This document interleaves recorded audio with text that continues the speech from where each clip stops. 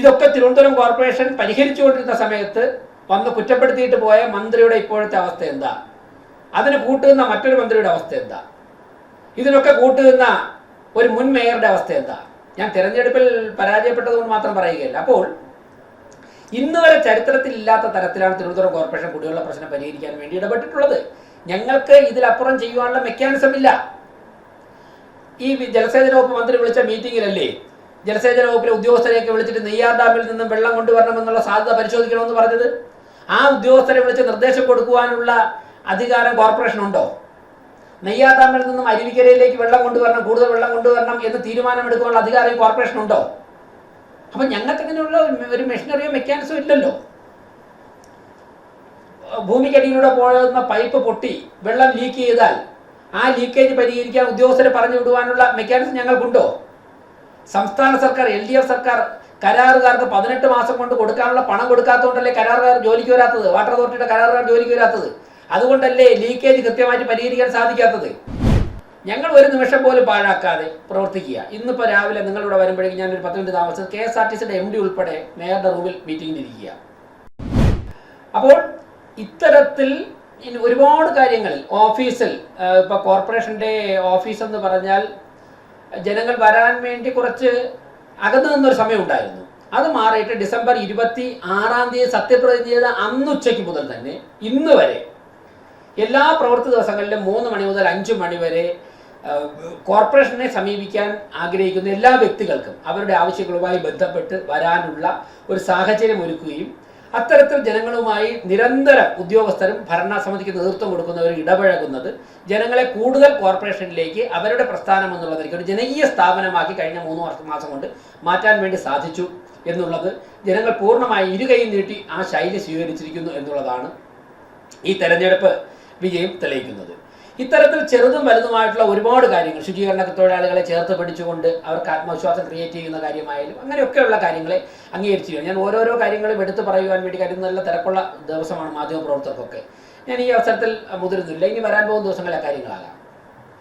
അപ്പോൾ മറ്റൊരു കാര്യം സൂചിപ്പിക്കാനുള്ളത്, ഈ ഭരണസമിതി അധികാരത്തിൽ വന്ന ദിവസങ്ങൾ കഴിഞ്ഞ ഉടൻ തന്നെ ഭരണസമിതിയുടെ പ്രവർത്തനങ്ങൾക്കെതിരായി തെറ്റായ കാര്യങ്ങൾ പ്രചരിപ്പിക്കുവാൻ വേണ്ടി ഒരു ഗവൺമെന്റിന് നേതൃത്വം കൊടുക്കുന്ന മന്ത്രി ഉൾപ്പെടെ ഉള്ളവർ അരയും തലയും മുറുക്കി രംഗത്തിറങ്ങി. 2 മുൻ മേയർമാർ, അതിലൊരാൾ മന്ത്രിയാണ്, തെറ്റായ വിവരങ്ങൾ പ്രചരിപ്പിക്കുവാൻ വേണ്ടി ഗവൺമെന്റ് സംവിധാനം തന്നെ ദുരുപയോഗം ചെയ്തു. ആറ്റുകാൽ പൊങ്കാലയെക്കുറിച്ച്, പൊങ്കാലയുടെ ശുചീകരണ പ്രവർത്തനങ്ങൾ വളരെ നന്നായി നടന്നുവെന്ന് പൊങ്കാലയുടെ പിറ്റേ ദിവസം രാവിലെ ബഹുമാനപ്പെട്ട മന്ത്രി പറഞ്ഞ് അതിനുശേഷം 48 മണിക്കൂർ കഴിഞ്ഞിട്ട് അദ്ദേഹം അതിനെ കുറ്റപ്പെടുത്തി സംസാരിക്കുകയായിരുന്നു. എന്നിട്ടും ജനങ്ങൾ വിശ്വസിക്കാതെ വന്നപ്പോഴേക്കും ഗവൺമെന്റ് സംവിധാനം ഉപയോഗിച്ചുകൊണ്ട് RDOയെ പൊങ്കാലയുടെ ശുചീകരണ പ്രവർത്തനങ്ങളെ കുറിച്ച് അന്വേഷിക്കാൻ വേണ്ടി, നന്നായി നടന്നു എന്ന് പറഞ്ഞ മന്ത്രി തന്നെ അതിനെക്കുറിച്ച് അന്വേഷിക്കാൻ വേണ്ടി ചുമതലപ്പെടുത്തി. RDO ശുചീകരണ പ്രവർത്തനങ്ങൾ വളരെ നന്നായിട്ടാണ് നടന്നതെന്നുള്ള അദ്ദേഹം ഫീൽഡിലുണ്ടായിരുന്നതാണ്. അദ്ദേഹത്തിനായിരുന്നു പൊങ്കാലയുടെ മുഴുവൻ ഡ്യൂട്ടി. അദ്ദേഹം റിപ്പോർട്ട് കൊടുത്തു. ആ റിപ്പോർട്ട് കോർപ്പറേഷൻ ഭരണസമിതിക്ക് എതിരായി വന്നില്ല എന്ന് കണ്ടുകൊണ്ട് കളക്ടറെ വീണ്ടും അന്വേഷിക്കാൻ ചുമതലപ്പെടുത്തി. എന്നിട്ട് കളക്ടർ ഒരു റിപ്പോർട്ട് കൊടുത്തതായിട്ട് മാധ്യമങ്ങൾ വാർത്ത വന്നു. എന്നാൽ ആ കളക്ടറുടെ റിപ്പോർട്ട് നിങ്ങൾ ആരെങ്കിലും കണ്ടിട്ടുണ്ടോ? ഈ മാധ്യമ വാർത്തകൾ പ്രചരിപ്പിച്ചത് മന്ത്രിയുടെ ഓഫീസിൽ നിന്ന് സ്റ്റാഫാണ്. കളക്ടറുടെ റിപ്പോർട്ടിൽ ഈ പറഞ്ഞ ഒരു കാര്യവുമില്ല, ഒരു വാക്ക്, ഒരു പരാമർശം ഒഴികെ ഒരു കാര്യവുമില്ല. ആ കളക്ടറുടെ റിപ്പോർട്ട് എന്തുകൊണ്ട് ഈ മന്ത്രി പുറത്തുവിട്ടില്ല? അപ്പൊ കളക്ടറുടെ റിപ്പോർട്ടിലും വന്ന വാർത്തകൾ അനുസരിച്ചിട്ടുള്ള ഒരു പരാമർശവുമില്ല. ഒരു ചെറിയൊരു വരി മാത്രമാണുള്ളത്. അത് എല്ലാ വർഷവും നടക്കുന്ന കാര്യം തന്നെയാണ്. ഞാൻ ഇതൊക്കെ നേരത്തെ പറയാത്തത് ജനവിധി വരട്ടെ എന്ന് കരുതിയിട്ടാണ്. ആ കളക്ടറുടെ റിപ്പോർട്ട് ഇവർ പുറത്തുവിട്ടില്ലല്ലോ. പുറത്തുവിട്ടെ. കളക്ടർ റിപ്പോർട്ട് ഞാൻ കണ്ടിട്ടുണ്ട്. ഇങ്ങനെയുള്ള കാര്യങ്ങളൊന്നും പറഞ്ഞിട്ടില്ല. അത് അന്ന് പറയാത്തത് ജനവിധി വരട്ടെ, ജനങ്ങളുടെ കൂടി വിലയിരുത്തൽ വരട്ടെ എന്ന് കരുതിയിട്ടാണ്. അപ്പോൾ പിന്നെ ഒരു ബഹുമാനപ്പെട്ട ഒരു മന്ത്രി പറഞ്ഞു, കോർപ്പറേഷന്റെ ഉത്തരവാദിത്തമാണ് കുടിവെള്ളം വിതരണം ചെയ്യുക എന്നുള്ളത്. ഞങ്ങളുടെ ഉത്തരവാദിത്തം നിർവഹിച്ചു. 3 മാസം കൊണ്ട് ഞങ്ങൾ നിർവഹിക്കുകയാണ്. മന്ത്രി പുറത്തിറങ്ങിയത് കഴിഞ്ഞ ദിവസമല്ലേ.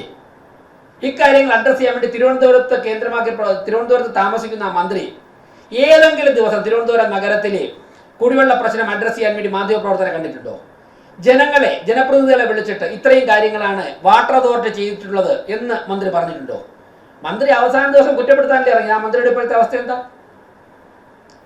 തിരുവനന്തപുരത്ത് ജീവിച്ചുകൊണ്ട്, തിരുവനന്തപുരത്തെ സൗകര്യങ്ങൾ പ്രവർത്തിച്ചുകൊണ്ട്, തിരുവനന്തപുരത്തെ ജനങ്ങൾക്ക് വാട്ടർ അതോറിറ്റിയുടെ പരാജയം കൊണ്ട് കുടിവെള്ളം കിട്ടാതിരുന്നപ്പോഴേക്കും ആ സമയത്തൊക്കെ തന്നെ ജനങ്ങളുടെ മുൻപിൽ വരാതെ ഇതൊക്കെ തിരുവനന്തപുരം കോർപ്പറേഷൻ പരിഹരിച്ചുകൊണ്ടിരുന്ന സമയത്ത് വന്ന് കുറ്റപ്പെടുത്തിയിട്ട് പോയ മന്ത്രിയുടെ ഇപ്പോഴത്തെ അവസ്ഥ എന്താ? അതിന് കൂട്ടുന്ന മറ്റൊരു മന്ത്രിയുടെ അവസ്ഥ എന്താ? ഇതിനൊക്കെ കൂട്ടുന്ന ഒരു മുൻ മേയറുടെ അവസ്ഥ എന്താ? ഞാൻ തിരഞ്ഞെടുപ്പിൽ പരാജയപ്പെട്ടതുകൊണ്ട് മാത്രം പറയുകയില്ല. അപ്പോൾ ഇന്ന് വരെ ചരിത്രത്തിൽ ഇല്ലാത്ത തരത്തിലാണ് തിരുവനന്തപുരം കോർപ്പറേഷൻ കുടിവെള്ള പ്രശ്നം പരിഹരിക്കാൻ വേണ്ടി ഇടപെട്ടിട്ടുള്ളത്. ഞങ്ങൾക്ക് ഇതിലപ്പുറം ചെയ്യുവാനുള്ള മെക്കാനിസം ഇല്ല.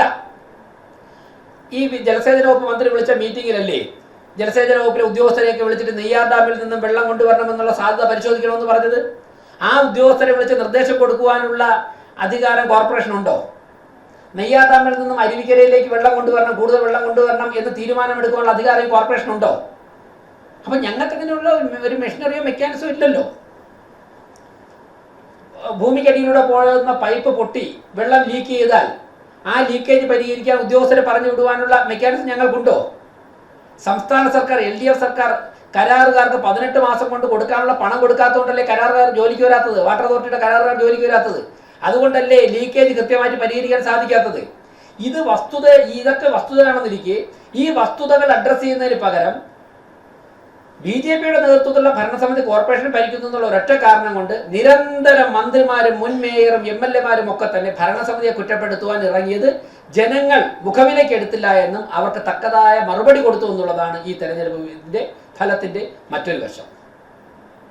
അതുകൊണ്ട് എനിക്ക് വളരെ വിനയപുരസ്സരം ഇവരോടൊക്കെ സൂചിപ്പിക്കുവാനുള്ളത്, ഇവരൊക്കെ തന്നെ 45-50 വർഷം ഭരണ പരിചയമുള്ളവരാണ്. അപ്പോൾ ഒരു ഭരണസമിതിയെ ജനങ്ങൾ തിരഞ്ഞെടുത്താൽ 5 വർഷം അവർക്ക് ഭൂരിപക്ഷമുള്ള സ്ഥിതിക്ക് ഭരിക്കുവാനുള്ള അവസരം ഉണ്ട്. ക്രിയാത്മകമായ പ്രതിപക്ഷമായിട്ട് പ്രവർത്തിക്കാൻ തയ്യാറാണ്. തെറ്റായ കാര്യങ്ങൾ ജനങ്ങളുടെ ഇടയിൽ പ്രചരിപ്പിക്കരുത്. ഞങ്ങൾ ഒരു നിമിഷം പോലും പാഴാക്കാതെ പ്രവർത്തിക്കുക. ഇന്നിപ്പോൾ രാവിലെ നിങ്ങളിവിടെ വരുമ്പോഴേക്കും ഞാനൊരു 10 മിനിറ്റ് താമസിച്ചത് KSRTCയുടെ MD ഉൾപ്പെടെ മേയറുടെ റൂമിൽ മീറ്റിംഗിലിരിക്കുക. സ്മാർട്ട് സിറ്റിയുമായിട്ട് ബന്ധപ്പെട്ട 115 ബസ്സുകളെ കുറിച്ച് എഴുതി വെച്ചൊരു കരാറിവിടെ ഉണ്ട്. ആ കരാർ എങ്ങനെ നടപ്പിലാക്കാം എന്നുള്ളതിനെക്കുറിച്ച് ഞങ്ങൾ ആ ചർച്ച ഞാൻ സത്യപ്രതിജ്ഞ ചെയ്ത് ദിവസങ്ങളൊക്കെ തന്നെ നമ്മൾ ആരംഭിച്ചതാണ് ആ ചർച്ച. എന്നിട്ട് കോഡ് ഓഫ് കോണ്ടാക്ട് ഒക്കെ വന്നതുകൊണ്ട് തൽക്കാലം ആ ചർച്ച പെൻഡിങ് എടുത്ത്, എന്നിട്ട് ആരും വിചാരിക്കേണ്ട ആ ചർച്ച അവസാനിപ്പിച്ചു വന്നു. ആ ചർച്ച അന്ന് കോഡ് ഓഫ് കോണ്ടാക്ട് വന്നുകൊണ്ട് പെൻഡിങ്ങിൽ വെച്ചതാ. ഇന്ന് രാവിലെ 10 മണി KSRTCയുടെ MD ഉൾപ്പെടെയുള്ള മീറ്റിംഗ് തൊട്ടപ്പുറത്ത് നടക്കുക. അവർ പോയിട്ടില്ല, മാധ്യമപ്രവർത്തനം ഇരിക്കുന്നതുകൊണ്ട് ഞാൻ അത് കഴിഞ്ഞിട്ട് അവർ വീണ്ടും കാണാമെന്ന് പറഞ്ഞു. സെക്രട്ടറി ചർച്ച കണ്ടിന്യൂ ചെയ്യാണ്. അതിൽ പറഞ്ഞിട്ടുണ്ട് LDFന്റെ കോർപ്പറേഷൻ ഭരണസമിതി LDFന്റെ സംസ്ഥാന സർക്കാരും കൂടെ ചേർന്നുകൊണ്ട് ഉണ്ടാക്കിയ ഒരു കരാർ. ആ കരാർ നമ്മൾ ചർച്ച ചെയ്യണം.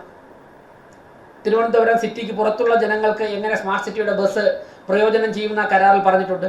അത് സിസ്റ്റമാറ്റിക്കായിട്ട് ഓടണം. തിരുവനന്തപുരം സിറ്റിക്കുള്ളിൽ ആ ബസ് എങ്ങനെയാണ് ഓടുന്നത്, അതിൻ്റെ ഡാറ്റ കോർപ്പറേഷൻ അപ്ഡേറ്റ് ചെയ്യേണ്ടതായിട്ടുണ്ട്. ഓരോ ബസ്സും എവിടെയാണ് എത്തുന്നത്, ഏത് സമയത്താണ്, എങ്ങോട്ടൊക്കെ യാത്ര ചെയ്യുന്നു, എപ്പോഴാണ് വർക്ക്ഷോപ്പിലാവുന്നത് എന്നുള്ള ഡേറ്റ നമ്മുടെ കോർപ്പറേഷൻ്റെ ഡാറ്റാ സെൻറ്ററിൽ വരേണ്ടതായിട്ടുണ്ട്. അത് വരുന്നില്ല വർഷങ്ങളായിട്ട്. അക്കാര്യങ്ങൾ അറിയണം. റവന്യൂ ഷെയറിംഗ് മാത്രമല്ലല്ലോ, അതിൽ ഒരു ക്ലാസ് മാത്രമാണ്. അപ്പോൾ ഞങ്ങൾ ഇങ്ങനെ ഒരു നിമിഷം പോലും പാഴാക്കാതെ കഴിഞ്ഞ 3-4 മാസമായി കോർപ്പറേഷനിലെ ജനങ്ങൾക്ക്, കേരളത്തിലെ ജനങ്ങൾക്ക് വേണ്ടി പ്രവർത്തിച്ചുകൊണ്ടിരിക്കുകയാണ്. LDFന്റെയും UDFന്റെയും കൗൺസിലർമാർ ഉൾപ്പെടെ പ്രതിപക്ഷം എന്നുള്ള നിലയ്ക്ക് അവരുടെ നിലപാടുകൾ സ്വീകരിക്കുമ്പോൾ തന്നെ ഭരണസമിതിയുടെ പ്രവർത്തനത്തിൽ അവർ വിയോജിപ്പ് രേഖപ്പെടുത്തിയിട്ടില്ല. ഇപ്പോൾ LDFന്റെയും UDFന്റെയും കൗൺസിലർമാരോട് കൂടി ചോദിച്ചു നോക്കൂ. കുടിവെള്ള പ്രശ്നം അവരുടെ വാർഡുകളിലുണ്ടെന്ന് കൗൺസിലർമാരെ അറിയിച്ചു കഴിഞ്ഞാൽ നിമിഷങ്ങൾക്കകം ടാങ്കറിൽ സൗജന്യമായി വെള്ളം എത്തുകയാണ്. LDFന്റെ സ്റ്റാൻഡിംഗ് കമ്മിറ്റി ചെയർപേഴ്സൺ ഒരാളുണ്ട്, സീനിയർ നേതാവാണ് CPMന്റെ. ആ ബഹുമാനപ്പെട്ട കൗൺസിലറുടെ വാർഡിലായിരുന്നു 60-65 തെരുവ് നായ്ക്കൾ ഒരു വീട്ടിൽ പാർപ്പിച്ചിരുന്നത്. 2021 LDFന്റെ ഭരണസമിതിയോട് തൊട്ടടുത്തുള്ള ആൾക്കാർ പരാതി പറഞ്ഞിരുന്നതാണ്. 2021 അതിനെ പിടിച്ച് മാറ്റിയിട്ടില്ല. ഈ ഭരണസമിതി വന്ന് ദിവസങ്ങൾക്കകം, ആ വിഷയം മാതൃഭൂമി ചാനലാണെന്ന് തോന്നുന്നു ആദ്യം ചർച്ചയ്ക്ക് കൊണ്ടുവന്നത്, വന്ന് ദിവസങ്ങൾക്കകം ഞങ്ങളതിനെ ഒഴിവാക്കി കൊടുത്തു. അപ്പോൾ കൗൺസിലർമാരൊക്കെ തന്നെ, ജനപ്രതിനിധികളൊക്കെ തന്നെ രാഷ്ട്രീയമായിട്ടുള്ള വ്യത്യസ്ത അഭിപ്രായം പറയുമ്പോഴും ഭരണസമിതിയുടെ പ്രവർത്തനത്തിൽ അതിർത്തി രേഖപ്പെടുത്തിയിട്ടില്ല. അപ്പോൾ അവരുൾപ്പെടെ വഴിതെറ്റിച്ചുകൊണ്ട്, അവർ 5 വർഷം ജനങ്ങളുടെ പ്രവർത്തിക്കുന്നതിന് ഉൾപ്പെടെ തടസ്സപ്പെടുത്തിക്കൊണ്ട് മുൻ മേയർമാരും മന്ത്രിമാരും ഒക്കെ രംഗത്തിറങ്ങുന്നത് ഇനിയിപ്പോൾ മുൻ മന്ത്രിയായി. അപ്പോൾ അതൊക്കെ തന്നെ ഒന്ന് അവസാനിപ്പിച്ചിട്ട്, കാലം മാറി, പശ്ചിമ ബംഗാൾ പോലും മാറിയിട്ടുണ്ട്. അപ്പോൾ അതിനനുസരിച്ച് മനസ്സ് മാറുവാനുള്ള തീരുമാനങ്ങൾ എടുക്കണം. കമ്മ്യൂണിസ്റ്റ് പ്രസ്ഥാനം പിറന്ന പാറപ്പുറത്തുനിന്നുൾപ്പെടെ വരുന്ന സിഗ്നലുകൾ മനസ്സിലാക്കിയാൽ നന്നായിരുന്നു, കാലത്തിൻ്റെ ചുവരെഴുത്തെന്നൊക്കെ പറയുന്നില്ലേ, അത് മനസ്സിലാക്കി പെരുമാറുന്നത് സ്റ്റേറ്റ് ക്യാപിറ്റലാണ്. ഈ പഴയ പിന്തിരിപ്പൻ നയങ്ങളൊക്കെ വെച്ചുകൊണ്ട് ഉള്ള പ്രവർത്തനങ്ങളൊക്കെ അവസാനിപ്പിക്കണമെന്നാണ് എനിക്ക് അവസരം സൂചിപ്പിക്കാറുള്ളത്.